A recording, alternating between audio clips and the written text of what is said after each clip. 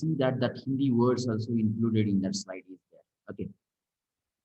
So that human being is the coexistence of a eye and body. The requirement of a body is a physical facility, just like a food, cloth, money, and the requirement of an eye is the different requirement is there, happiness, respect, care, like that. If somebody asks me that, can we have that only one requirement? So that my answer is no. म्हणजे जर कोणी असं कुणाचा जर असा प्रश्न असेल की जर फक्त आपण बॉडीच्या रिक्वायरमेंट बद्दलच जर फोकस केलं तर चालेल का? Absolutely no. जर कुणाचा असा प्रश्न असेल की जर फक्त सर आपण फक्त आयच्या रिक्वायरमेंट कडेच फोकस करूया का? Then also I say that it's no. Because as we know that the self means I and the body are existing together. So definitely their requirement is also existing together. It means that physical facility is also necessary and the happiness is also necessary. जर मी असं जर म्हणलं की जर एखाद्या व्यक्तीला जर मी असं ठरवलं की फक्त फिजिकल फॅसिलिटी द्यायची परंतु जी हॅपीनेस आहे तो अजिबात द्यायचा नाही, will it be okay? Absolutely no. जर एखाद्या व्यक्तीला जर फक्त आपण असं म्हणलं की तू फक्त आनंदीच राहा, फिजिकल फॅसिलिटी तुला मिळणार नाही, no, that is also not okay. It means that म्हणजे तुम्हाला या पॉइंटवरून असं लक्षात येईल की जी काय आयची रिक्वायरमेंट आहे आणि जी काही बॉडीची रिक्वायरमेंट आहे ती दोन्हीही गरजेची आहे आणि त्याच्यामध्ये मात्र फक्त आपलं राईट अंडरस्टँडिंग असणं गरजेचं आहे.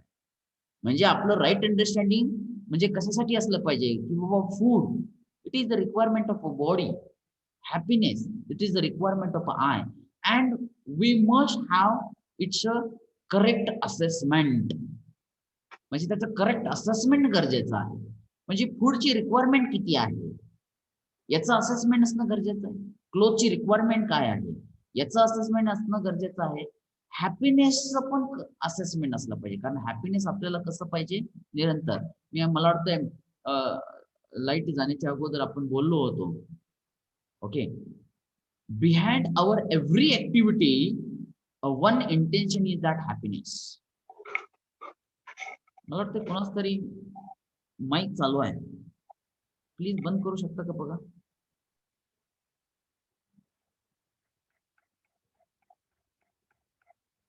Okay. The requirement of that activity, the main intention behind our every activity is a happiness. मग ते तुम्ही कोणतीही ऍक्टिव्हिटी घ्या, तुमचं भोजन असेल, वस्त्र असेल, निवारा असेल, गाडी असेल, मोबाईल असेल, मनी असेल, एव्हरी ऍक्टिव्हिटी. तर ते कशासाठी करतो आपण जेवण कशासाठी करतो याच्या रूटला जाऊन थोडस चेक करा. आनंदी राहण्यासाठी. कारण आपण जेवण केलं तर आपल्याला एनर्जी मिळेल, एनर्जी मिळाली तर आपण उत्साहीनं काम करू शकतो, आनंदी राहू शकतो. Is it right? Means everything is related to one another. So we cannot have that only one thing. म्हणजे आपल्याला फक्त एका प्रोसेस किंवा एका ऍक्टिव्हिटीकडे किंवा सेल्फच्या नीडकडे लक्ष देऊन चालणार नाही. आपल्याला दोन्हीही गोष्टीचा अभ्यास करणं आणि ते फुलफिल करणं गरजेचं आहे. So in terms of time, if you see that the physical activity, the physical facility is a temporary. म्हणजे आता मी भोजन केलं, माझी रिक्वायरमेंट संपली, आता ज्यावेळेस मला पुन्हा एकदा भूक लागेल त्यावेळेस माझी ती रिक्वायरमेंट आहे, परंतु तात्पुरती तरी ती रिक्वायरमेंट संपलेली आहे म्हणून आपण त्याला काय म्हणलेलं आहे, इट्स अ टेम्पररी. परंतु happiness we want at every moment, at every time, at every place. म्हणजे ती ऍक्टिव्ह त्याची जी काही नीड आहे ती आपली कंटिन्युअस आहे. असं कोणालाच वाटत नाही की आज आपण आनंदी राहिलो ठीक आहे, उद्याच्याला नसलं तरी चालेल. No, it's not at all. The need of a physical facility means food, cloth, we can measure in terms of some unit, specific unit. That's why we say that the need of a physical facility is quantitative, but the need of an eye is a qualitative because need of a I is nothing but a feeling. Happiness हे एक feeling आहे. कोणी सांगू शकते का कसं आहे ते? नो, ते एक फील आहे. Are you getting my point? But the need of a body is a quantitative. We can measure 2 clothes, 1 house, 1 mobile. We can measure in some specific unit. Is it right? Then how we can fulfill that need of a body? मग आपण जी काय शरीराला जी काय गरज आहे ती आपण कशी फुलफिल करू शकतो? मग शरीराची गरज कोणती? सपोज फूड आहे, भोजन आहे. जी जी काही नीड आहे ती गोष्ट दिल्यानंतर आपण ती गरज आपण भागवू शकतो. म्हणजे आपल्याला भूक लागली, अन्न दिलं, भूक संपते, फुलफिलमेंट झाली. आपल्याला कपड्याची गरज आहे, कपडे मिळाले, त्याची रिक्वायरमेंट संपली. म्हणजे how it can be fulfilled, म्हणजे इटिंग असेल, क्लोथ असेल, वॉकिंग असेल, म्हणजे फिजिकल बॉडीची जी काही रिक्वायरमेंट आहे ती रिक्वायरमेंट ओळखता आली पाहिजे, म्हणजे रेकग्नाइज करता आली पाहिजे आणि ती फुलफिल करता आली पाहिजे. एवढ्या 2च गोष्टी आहेत बॉडीच्या रिक्वायरमेंटमध्ये. तिसरी गोष्टच येत नाही, त्यामध्ये फिलिंग येत नाही. बरोबर आहे. म्हणजे आपल्याला भूक लागली, अन्न मिळालं, भूक संपली, फुलफिलमेंट झाली. म्हणजे ते आपल्याला ओळखता आली आपली भूक आहे ते आणि आपल्याला ते फुलफिल करता आली. म्हणजे आपल्या बॉडीचे कडून येणारी जी काय आहे ती फक्त 2 रिस्पॉन्स आहेत. एक रेकग्नाइज म्हणजे ओळखणे, पहचानना आणि दुसरा आहे फुलफिलमेंट. फुलफिल करा.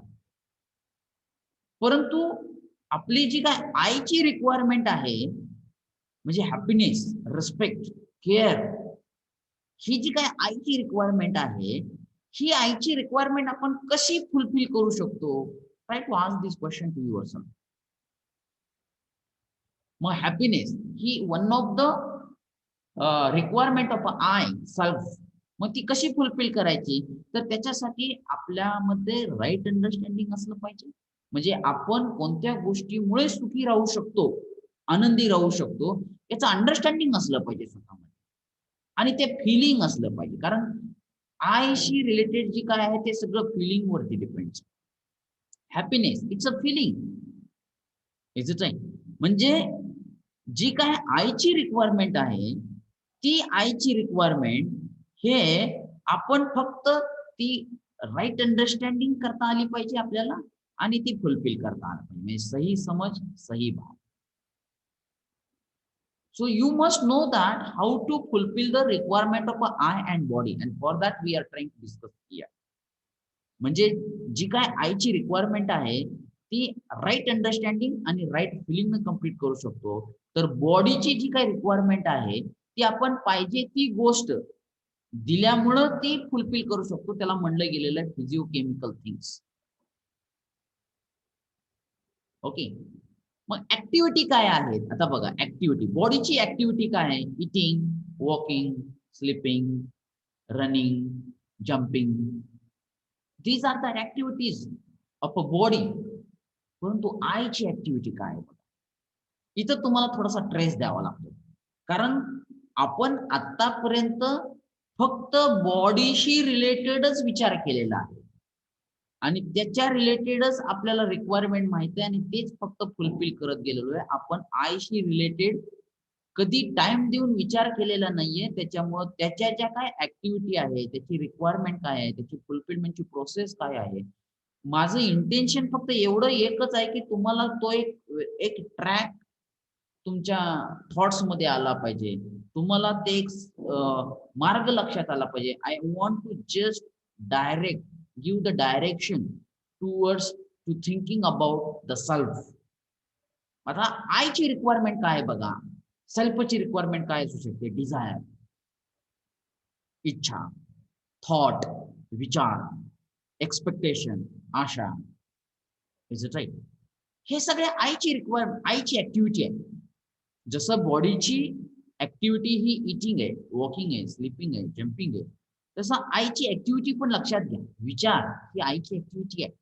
एक्सपेक्टेशन ही आईची ऍक्टिव्हिटी आहे. Is it right? And the response. आता जसं मी म्हणलं की जी बॉडीची नीड आहे ती नीड ओळखता आली पाहिजे आणि फुलफिल करता आली पाहिजे. म्हणजे काय? रेकॉग्नायझिंग अँड फुलफिलिंग. म्हणजे ती ओळखता आली पाहिजे आणि ती फुलफिल करता आली. जसं की मला भूक लागली आहे. मला लक्षात आलंय मला भूक लागली. मला ओळखता आलंय की माझी रिक्वायरमेंट, बॉडीची रिक्वायरमेंट लक्षात येते. मग मला काय केलं पाहिजे? जेवण केलं पाहिजे. म्हणजे ते फुलफिल झालं.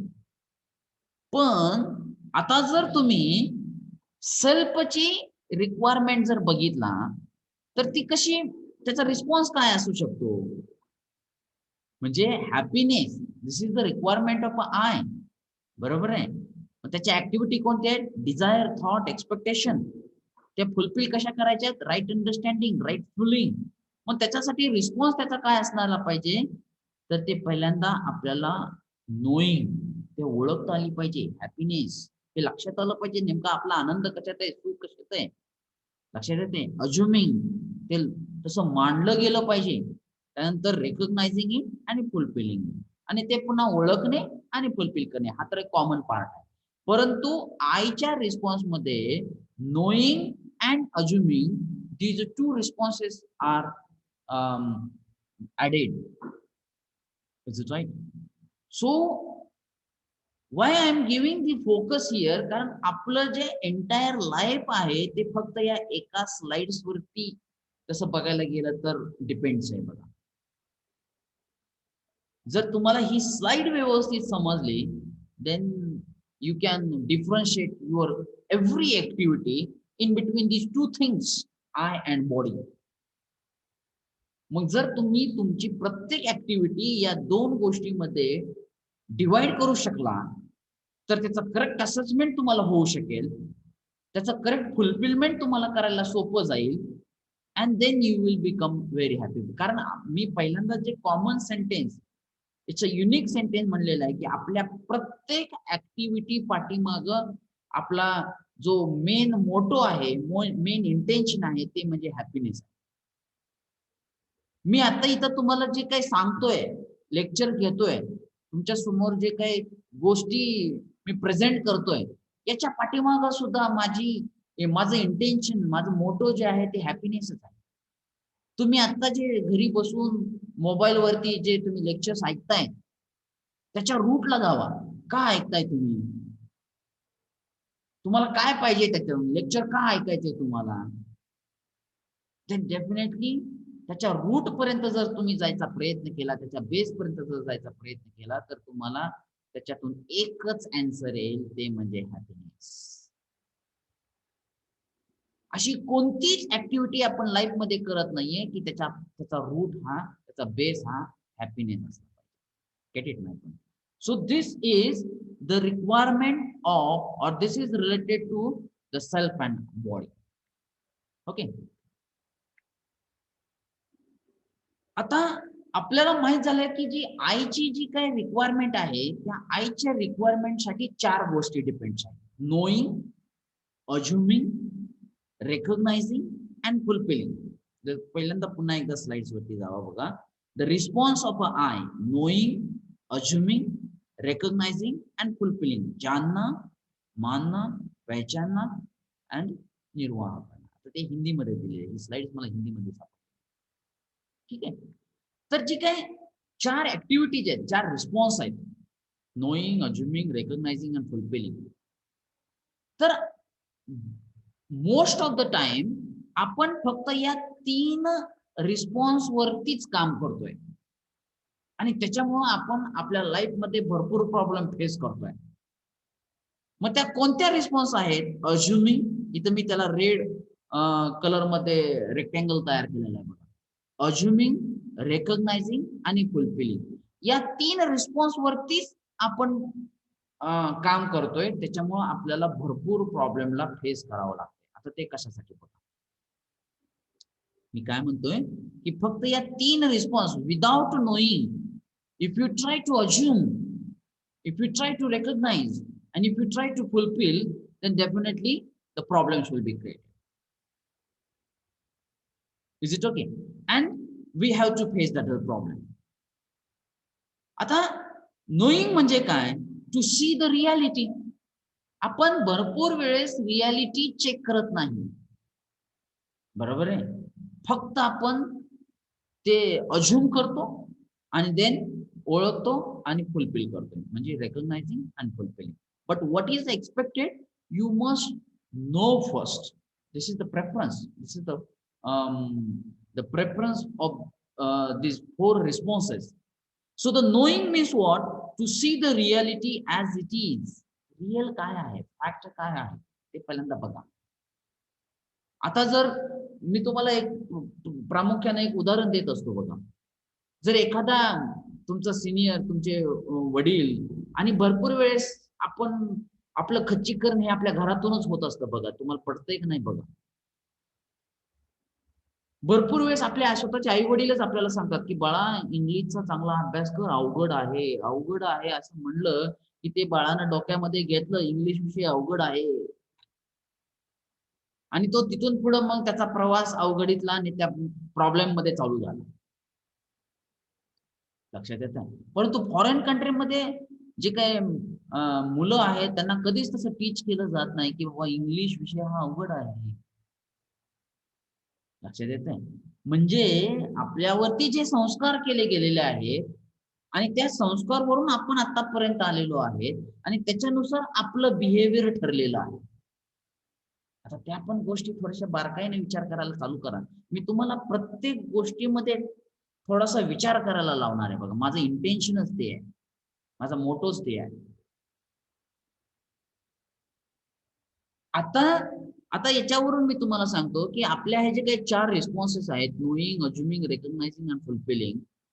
आणि मी काय म्हणलेलं आहे, तर माझं सेंटेन्स असं आहे की आपले प्रत्येक रिस्पॉन्स किंवा आपली प्रत्येक ऍक्टिव्हिटी ही फक्त 3 गोष्टीला धरून आहे. नोईंग नाही, अज्युमिंग, रेकग्नायझिंग आणि फुलफिलिंग. एक उदाहरण देऊन सांगतो, की आता जर सांगितलं, की कोणीतरी एक्स पर्सननी तुम्हाला येऊन सांगितलं, की बाबा, की M1 विषय हा डिफिकल्ट आहे.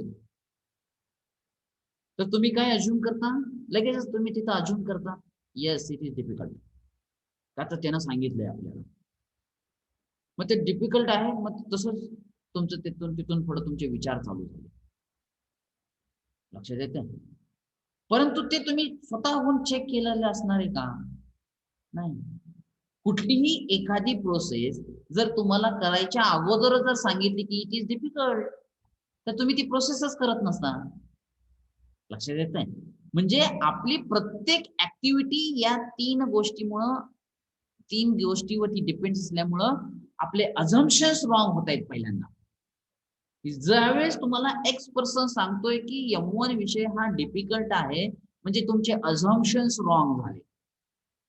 आणि तुमचे ज्यावेळेस अझम्पशन्स रॉंग होतात, त्यावेळेस तुम्ही त्याला रेकग्नायझिंग आणि फुलफिलिंग सुद्धा हे रॉंग वेनच चालू होतात. आणि तिथंच मग सगळे प्रॉब्लेम फेस करायला चालू होतात. मग तुम्हाला M1 हा डिफिकल्ट वाटायला चालू होतो. मग तुम्हाला M1 मध्ये मे बी तुम्ही फेल होऊ शकता, कमी मार्क मिळू शकता, कमी ग्रेड्स मिळू शकता. आणि तिथून पुढे कायम M1 हा विषय ज्या वेळेस तुम्हाला येईल, त्या वेळेस तुमच्या रॉंग अझम्पशनमुळे तुम्ही त्याला कायम निग्लेक्ट करू लागणार, निग्लेक्ट करू शकता.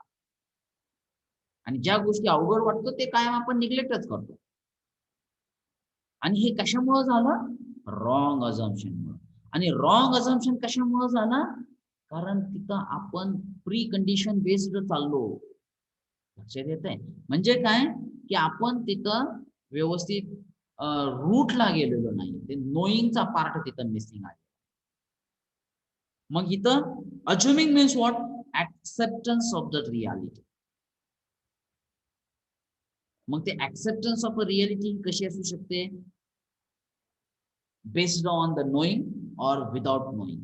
आता जी काय मी तुम्हाला जे काही एक्झाम्पल सांगितले ते विदाउट नोईंगचं सांगितलेलं आहे. Is it right? So and once our knowing is based on without knowing, म्हणजे ज्यावेळेस आपण आपलं अझम्पशन हे विदाउट नोईंगचं असेल, त्यावेळेस आपलं म्हणजे अझम्पशन ज्यावेळेस रॉंग असेल, त्यावेळेस आपलं रेकग्नायझिंग आणि फुलफिलिंगची प्रोसेस सुद्धा ही रॉंगच असणार आहे.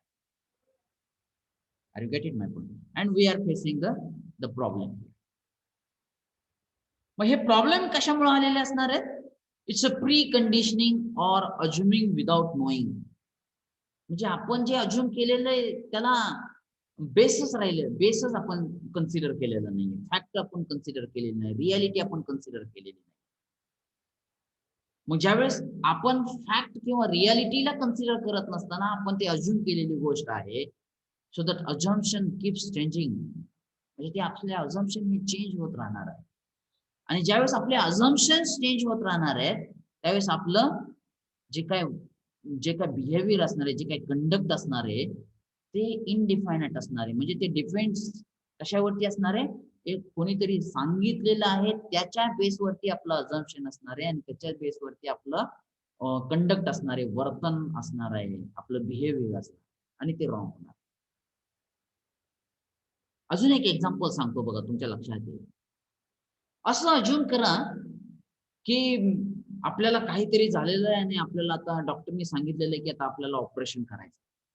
तुम्हाला ऑपरेशन शिवाय पर्याय नाही. मग तुम्ही स्वतःला असं अज्युम करा की आपण ऑपरेशन थिएटरमध्ये एंट्री केलेली आहे. ऑपरेशन थिएटरमध्ये एंट्री केल्यानंतर आपल्याला तिथल्या जे काही नर्सेस आहेत किंवा जे काही पर्सन्स असतील त्यांनी सांगितले की तिथं जो काय बेड असेल त्या बेडवरती झोपा म्हणून सांगितलं. आपण झोपलो. त्याच्यानंतर एक डॉक्टर थोड्या वेळाने त्या ऑपरेशन थिएटरमध्ये त्या डॉक्टरची एंट्री झाली. एंट्री झाली की आपल्या डोक्यामध्ये विचार चालू झाले की आता नेमकं कसं ऑपरेशन असणार आहे, काय असणार आहे, हे डॉक्टरला व्यवस्थित करता येईल का नाही, लक्षात येतंय. तोपर्यंत मला वाटतंय आपल्याला कोणीतरी एक मेसेज दिला की हा डॉक्टर हा आपला शत्रू आहे.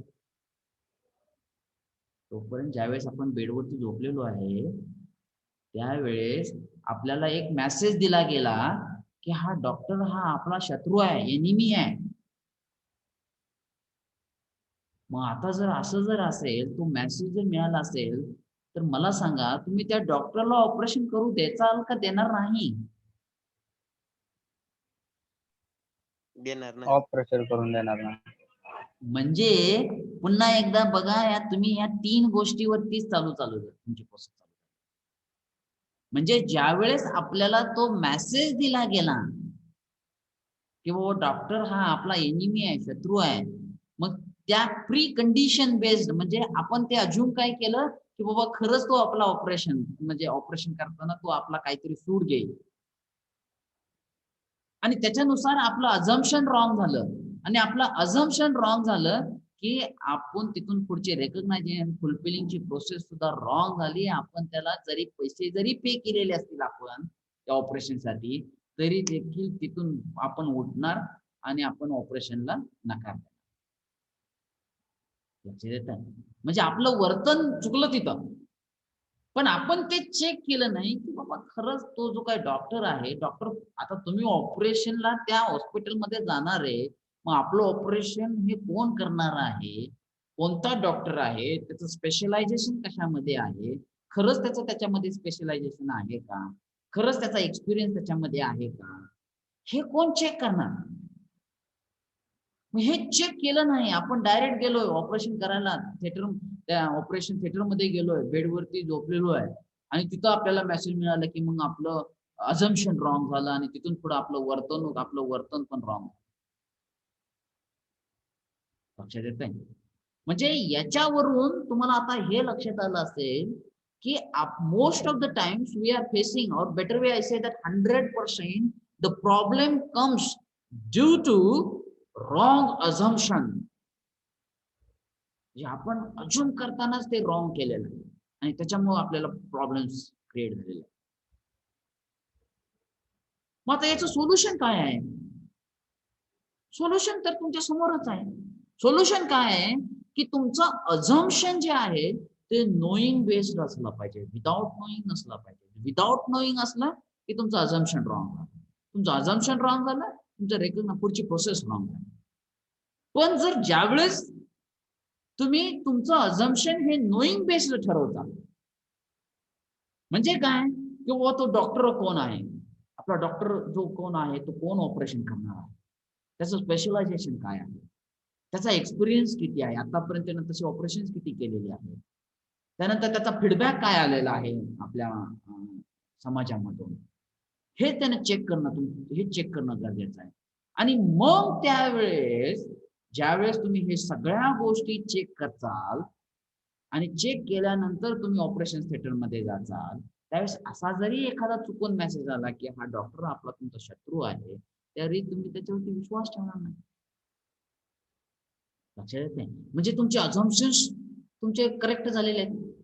आणि ज्यावेळेस तुमचे अझम्पशन्स करेक्ट असतील, त्यावेळेस तुमचं रेकग्नायझिंग आणि फुलफिलिंगची प्रोसेस सुद्धा करेक्ट असणार. म्हणजे हे जे काही प्रॉब्लेम्स आहेत, due to without knowing we are assuming this things, मग या प्रॉब्लेमचं सोल्युशन म्हणजेच आपलं एज्युकेशन संस्कार आहे. मग आपलं एज्युकेशन आपल्याला काय सांगतंय, की आपलं जे काय अझम्पशन असणार आहे हे नोईंग बेस्ड असलं पाहिजे. ते ते चेक केलं पाहिजे, ते व्हॅलिडेट केलं पाहिजे आणि त्यानंतर मग आपली ऍक्टिव्हिटी आली पाहिजे. म्हणजे काय, the knowing through self verification on the basis of natural acceptance, on the basis of living accordingly. Assumptions are definite on the basis of knowing, then our conduct is also definite. स्वतंत्रता. Otherwise आपलं conduct जे असणार आहे ते dependence असणार आहे. म्हणजे दुसऱ्यांच्या सांगण्यावरून हे आपलं कंडक्ट जर असेल तर तिथं प्रॉब्लेम्स. परंतु आपण सगळ्यांचं स्वतः सगळ्या गोष्टी चेक केल्या, स्वतः सगळं बघितलंय आणि त्याच्यानंतर मग आपलं अझम्पशन झालेलं आहे, तर ते खरं असणार आहे स्वतंत्रता. Conduct is definite. म्हणजे तुमचं आता हे इंजिनिअरिंग कोर्सच्या बाबतीमध्ये सुद्धा तसंच असू शकतं. जर फक्त कोणीतरी तुम्हाला सांगितलंय की वो इंजिनिअरिंग कोर्स कर, मग तुम्ही ते चेक केलं नाही, त्याचा अभ्यास केला नाही, काय बाकीच्या सर्व गोष्टी चेक केल्या, म्हणजे त्याचं प्लेसमेंट काय आहे, किती इयर्स लागतात, त्याचे सब्जेक्ट कोणकोणते आहेत, कोणत्या ट्रेनला जायचं, ह्याचा काहीही अभ्यास न करता जर तुम्ही इंजिनिअरिंग मध्ये पाऊल ठेवलं असेल, तर you are going to facing the lot of problems. म्हणजे बाकी इतर गोष्टींच्या सांगण्यावरून जर तुम्ही ती गोष्ट जर केली असेल, तर तुम्हाला प्रॉब्लेम्स हे येणारच आहेत. पण जर तुम्ही थोडस रूट लेवलला जाऊन जर बाकीच्या सगळ्या गोष्टी जर चेक केल्या असतील, तर डेफिनेटली तुमचं जे काय गोल असेल, जे काय टार्गेट असेल, ते फिक्स असेल. आणि एकदा जर तुमचं टार्गेट फिक्स झालं की त्या अँगलनं, त्या डायरेक्शननं जाण्याचा मार्ग तुमचा फिक्स असेल आणि मग तुम्ही खरं यशस्वी होऊ. So that to solve this problem we say that education is required, and that is called as a education संस्कार. त्याला या UHV लँग्वेज मध्ये त्याला म्हणलं गेलेलं आहे एज्युकेशन संस्कार. कारण ह्या गोष्टी माहीत असणं गरजेचं आहे. आपण जे अज्युम करतोय हे नोईंग बेस्ड असलं पाहिजे, हे माहीत असणं गरजेचं आहे. आणि it is possible with this education only.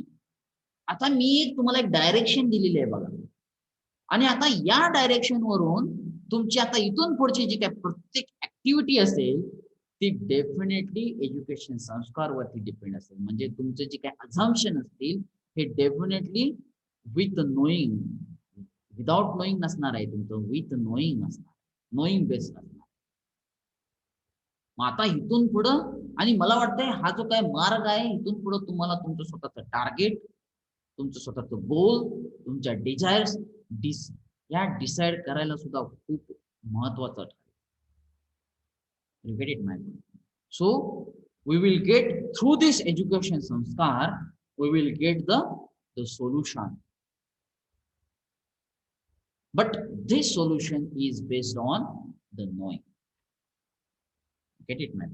So मला वाटतंय तुम्हाला आता हा part knowing and that assuming याच्यामध्ये काय रिलेशन आहे, ते कसं असलं पाहिजे, हा पार्ट थोडासा क्लिअर झाला असेल माझ्या या एका एक्झाम्पल. असे भरपूर एक्झाम्पल देता येते. आणि मला वाटतंय तुम्ही स्वतः थोडस जर निवांत जर एका जागी बसला आणि जर थोडस विचार करायला चालू केली की जर एखाद्या ऍक्टिव्हिटीमध्ये तुम्हाला प्रॉब्लेम्स आला तर तुम्ही त्याच्या रूट पर्यंत जाण्याचा विचार करा. आणि रूट पर्यंत जर तुम्ही पोहोचला तर तुम्हाला असं लक्षात येईल की आपण या 4 रिस्पॉन्सचा पैकी फक्त 3 रिस्पॉन्सलाच आपण मेन टार्गेट केलेलं आहे आणि त्याच्यामुळे आपल्याला problems. I get it, my friend. So you will have to understand these things first. Okay. So let me go to the next slide. That evaluation of a current situation. बघा आपल्याला तर माहित आहे की that human being, it's a self and body. Is it right? Need, respect, and the physical facility. The time, it's continuous and that unlimited. मला वाटतं मी तुम्हाला एक स्मॉल ऍक्टिव्हिटी दिली होती की व्हॉट यू वॉन्ट याच्यासाठी एक 25 ऍटमची लिस्ट तयार करा आणि त्या 25 ऍटमची लिस्ट केल्यानंतर ते जे काय ऍटम्स आहेत ते बायफॉर्गेट करा, म्हणजे ते डिवाइड करा. खरंच ती आयची रिक्वायरमेंट आहे का ती बॉडीची रिक्वायरमेंट आहे. तर तुमच्या असं लक्षात येईल की आपल्या 25 ऍटम पैकी most of that atoms, most of that activities are related to body. कारण आपल्यावरती ते संस्कारच तसे झालेले आहेत की फक्त आणि फक्त आपण फिजिकल फॅसिलिटी वरती फोकस करतोय. आपण आयशी रिलेटेड जे काय आहे, म्हणजे आपल्याला आतापर्यंत तुम्ही पण थोडस विचार करा की आनंदी राहण्यासाठी काय गरजेचं आहे हे तुम्हाला शिकवलं गेलेलं आहे का, किंवा आनंद हा मान्यात आहे हे तुम्हाला सांगण्यात गेलेलं आहे का. पण अन्न, वस्त्र, निवारा ही मात्र 3 बेसिक गरजा आहेत. पैसा गरजेचा आहे, तो कमवलाच पाहिजे, साठवून ठेवलाच पाहिजे, त्याचा संग्रह केलाच पाहिजे, तर आपण भविष्यामध्ये आनंद राहू शकतो हे सांगण्यात आलेलं आहे आपल्याला.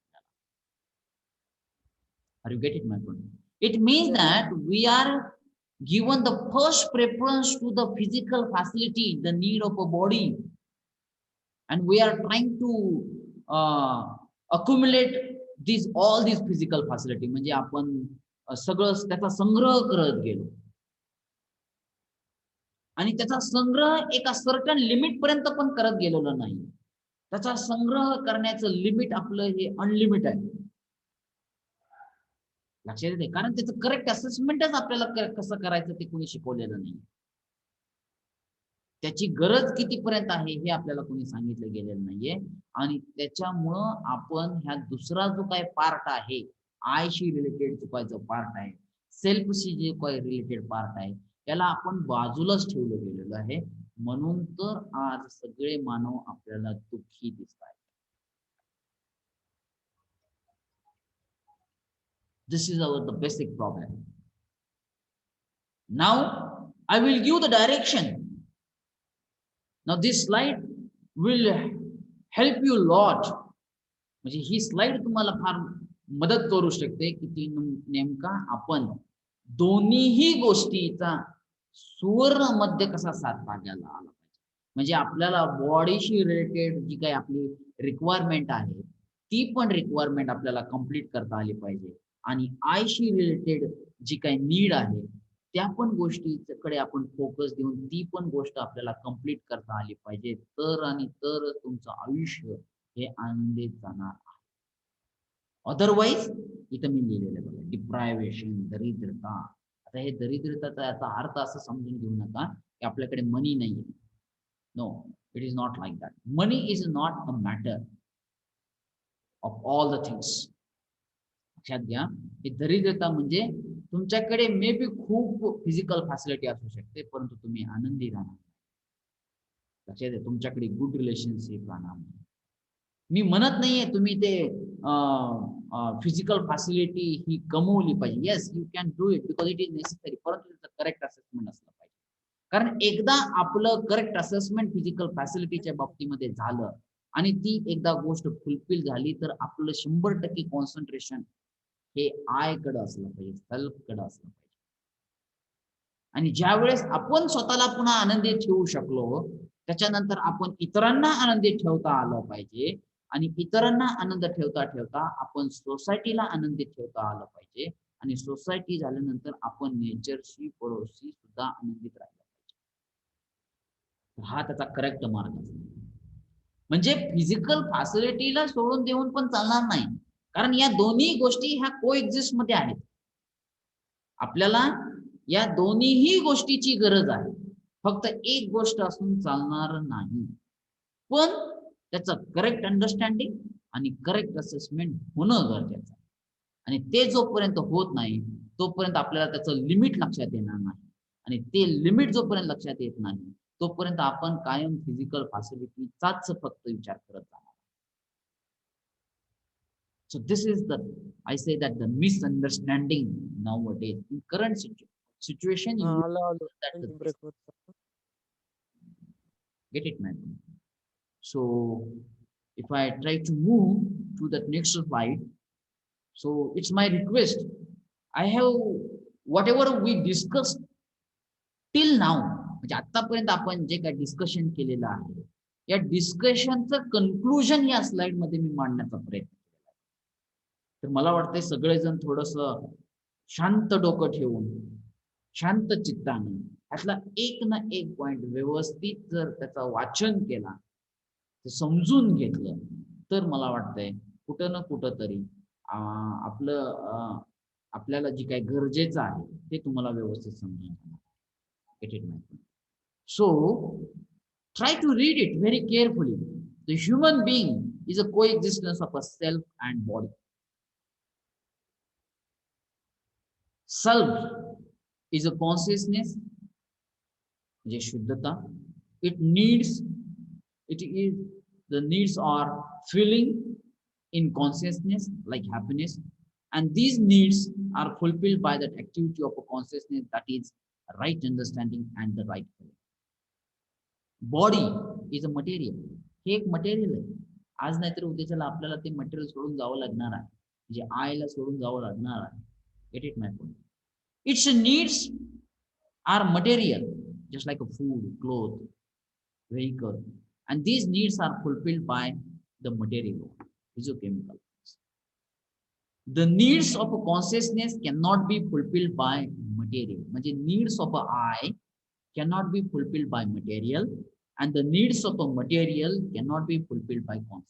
म्हणजे दोन्ही गोष्टी ह्या वेगळ्या आहेत आणि त्यांची नीड पण वेगळी आहे, त्यांची फुलफिलमेंटची प्रोसेस पण वेगळी आहे. The recognition and fulfillment of a body is a definite.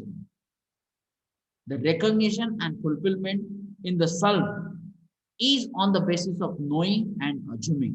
If the assumption is based on knowing, जर आपला assumption हे knowing based असेल, then assumption is a right. मग आपला assumption हे बरोबर असू शकते, बरोबर असणार आहे. And the recognition and fulfillment is a right, definite conduct. But if our assumption is without knowing, that assumption may or may not be right, so the recognition and fulfillment is indefinite. Is it okay? So this is the conclusion of our overall discussion. Okay, so today we stop here. In the next lecture, we will discuss that next part of this topic. Thank you. Thank you very much.